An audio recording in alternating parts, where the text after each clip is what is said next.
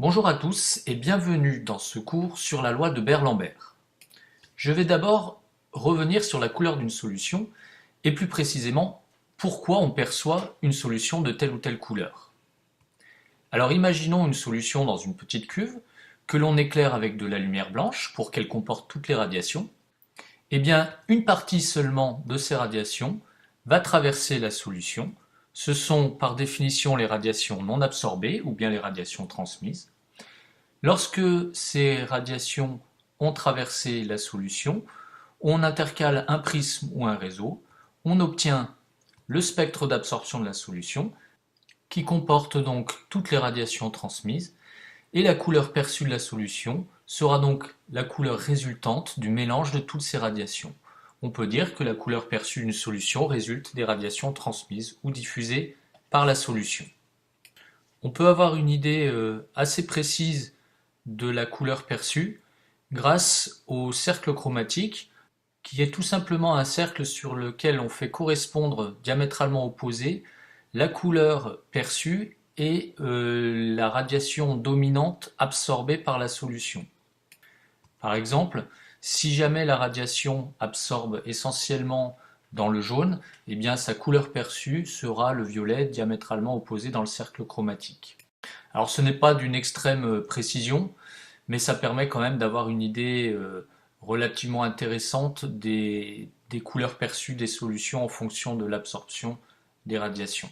Encore à titre d'exemple, donc si la solution absorbe essentiellement les radiations vertes, elle sera perçue orange-rouge. Nous allons voir maintenant de quoi dépend l'absorption de la lumière par une solution. Alors il y a plusieurs paramètres qui interviennent. Le premier, c'est évidemment la longueur d'onde lambda. En effet, toutes les radiations de longueur d'onde différentes ne sont pas absorbées de la même façon. Donc l'absorption dépend bien de la longueur d'onde. Sur le schéma, par exemple, les radiations vertes et jaunes sont absorbées, mais pas les autres. Je pourrais dire les choses autrement en disant que certaines radiations que j'envoie sur la solution ne sont pas absorbées, d'autres le sont. Donc en fonction de la longueur d'onde, l'absorption n'est pas la même. Alors on le voit graphiquement, si on mesure l'absorption en fonction de la longueur d'onde, eh bien on obtient des courbes alors qui n'ont pas forcément cette allure-là, mais par exemple celle-ci, et qui confirment que l'absorption dépend de la longueur d'onde. Maintenant évidemment, l'absorption dépend aussi de la nature de l'espèce chimique qui se trouve dans la solution. Volontairement ici j'ai mis une couleur verte, donc si jamais la solution n'est pas de la même couleur, ça signifie que l'absorption de la lumière est différente, et elle n'est pas de la même couleur tout simplement parce qu'elle ne contient pas les mêmes espèces chimiques. Une solution de sulfate de cuivre et une solution de permanganate de potassium ne vont pas absorber les mêmes radiations. Le troisième paramètre est l'épaisseur de solution traversée par la lumière. Effectivement, alors on a tous en tête l'exemple de l'eau de mer. Plus l'épaisseur d'eau de mer est importante, moins on aura de chance de voir le fond de la mer en question. Donc l'épaisseur joue un rôle, plus la solution est épaisse, plus les radiations absorbées seront en quantité importante. Donc l'absorption de la lumière dépend aussi de l'épaisseur de la solution. Enfin, et c'est ce qui nous intéressera essentiellement aujourd'hui, l'absorption de la lumière par la solution dépend de sa concentration. Alors je prends par exemple l'espèce qui était verte, mais beaucoup plus concentrée, donc la solution est beaucoup plus dense d'un point de vue colorimétrique, et effectivement, les radiations sont plus absorbées que si elles étaient moins concentrées. L'exemple qui me vient en tête immédiatement, c'est le sirop de fruits. Plus ce sirop est concentré, moins on voit à travers, donc plus les radiations sont absorbées. Alors ces quatre paramètres nous permettent d'arriver à la notion d'absorbance. Alors l'absorbance, elle est basée sur la différence d'intensité lumineuse entre avant et après le passage par la solution. Alors si l'intensité d'une radiation est I1 avant d'arriver dans la solution et I2 après, donc on suppose en général que I2 est plus petit que I1, eh bien on définit l'absorbance grand A comme le logarithme décimal du quotient I1 sur I2.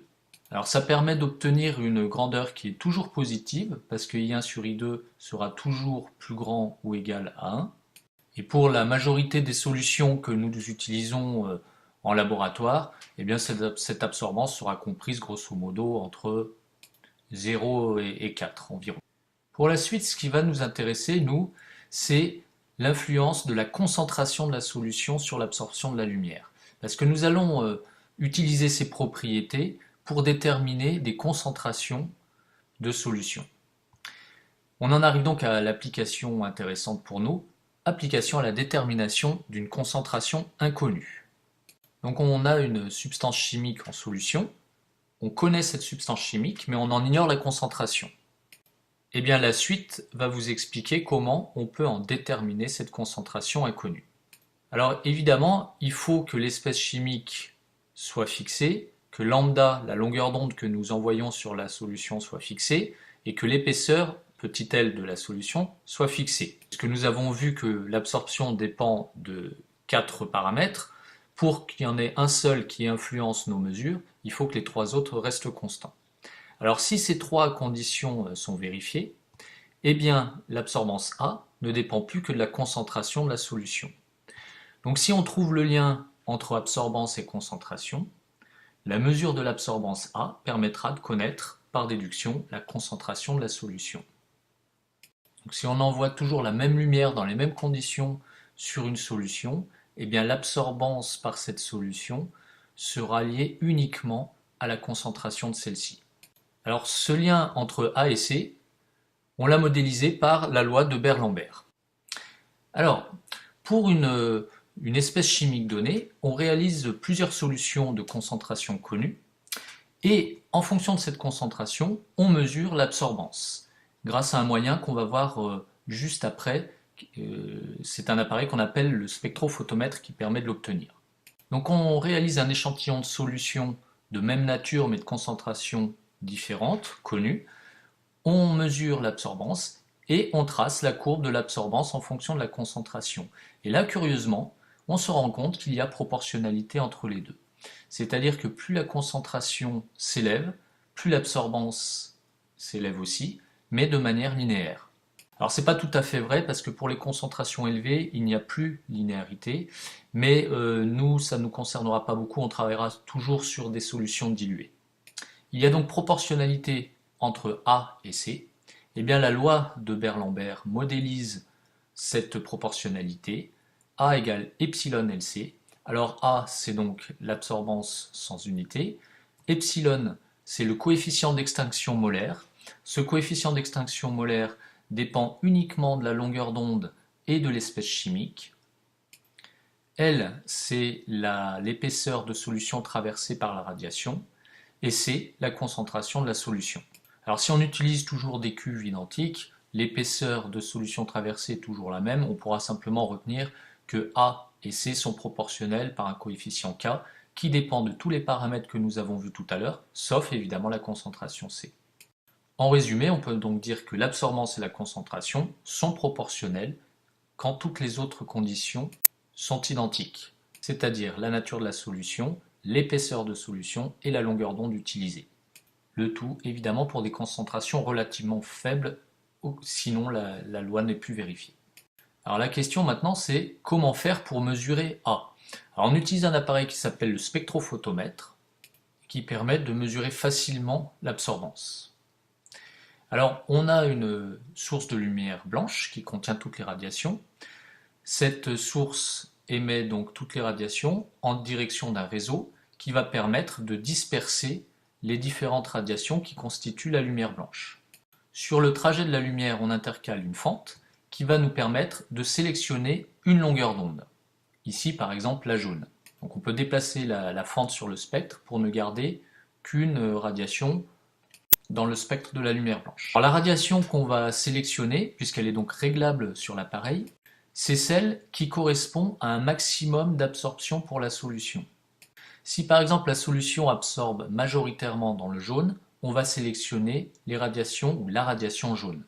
Pourquoi? Tout simplement si la solution n'absorbait pas cette radiation, on ne verrait pas la différence d'absorption entre une solution concentrée et une solution peu concentrée, puisque dans tous les cas, elle n'absorberait pas.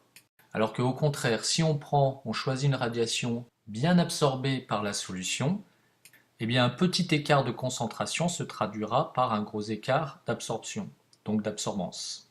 Alors cette radiation sélectionnée par la fente est ensuite envoyée vers un miroir semi-transparent. Alors une partie, la moitié de cette lumière passe à travers le miroir, va vers un capteur, et l'autre partie est réfléchie en direction de la cuve dans laquelle on aura mis la solution dont on veut mesurer l'absorbance. Cette solution absorbe en partie la lumière, qui ressort donc avec une intensité I2 normalement plus petite que I1. Cette intensité I2 est mesurée par un capteur. Cette mesure est envoyée au même titre que la mesure de l'intensité I1 à l'électronique qui analyse, pour finalement donner l'absorbance A de la solution par un petit calcul mathématique. Le travail donc avec le spectrophotomètre consistera à régler la longueur d'onde qui nous intéresse, ensuite à placer délicatement la cuve avec la solution dont on veut mesurer l'absorbance dans l'emplacement prévu, de bien mettre l'ensemble à l'abri de la lumière extérieure qui pourrait parasiter les mesures, et d'attendre quelques instants que l'absorbance s'affiche. Voilà, je vous remercie pour votre attention et je vous dis à bientôt pour une prochaine vidéo.